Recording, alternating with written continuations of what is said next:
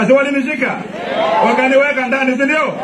But as long as bado niko na mdomo, and as long as jamii yangu watu wanaendelea kuumia, haki ya Mungu hakuna siku mimi nitanyamaza kuongea. Nitaongea mpaka watu wetu watoe kwenye lindi la umaskini. Muluya lazima aheshimiwe, si ndio? Na mimi nikiongea tabu ya Muluya, naongea tabu ya Wakenya wote ambao wanakaa kama Muluya. Vijana wetu wamesoma, hakuna kazi. Wakati kazi inapeanwa kuna mapendeleo, si ndio? Hali ya elimu imezoroteka, hali ya afya imezoroteka. Kenya ni nchi ambayo inaongozwa na madeni. Hata wakati tunachukua hatamu za uongozi, tunakuja kuongoza nchi ambayo iko bankrupt. Tusipoongea saa hizi watu waogope kidogo, wapunguze mambo ya wizi, by 2027 hatutakuwa na taifa. Angalia magharibi kwetu, hii miazi yenu imekufa.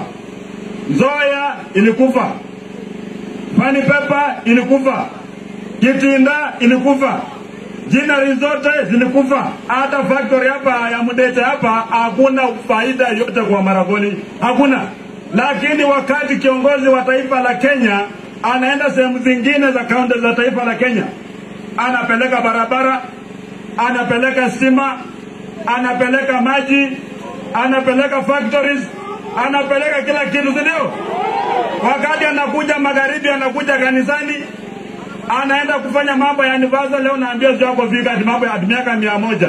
Sasa Waluya sisi ni watu kuletewa sherehe na watu wengine wanaletea maendeleo. Mambo ya sherehe tumesema nini? Tumesema nini? Sisi tunatoa ushuru kama watu wengine wote. Na lazima tupate haki. Lazima tupate mgao wetu wa kitaifa.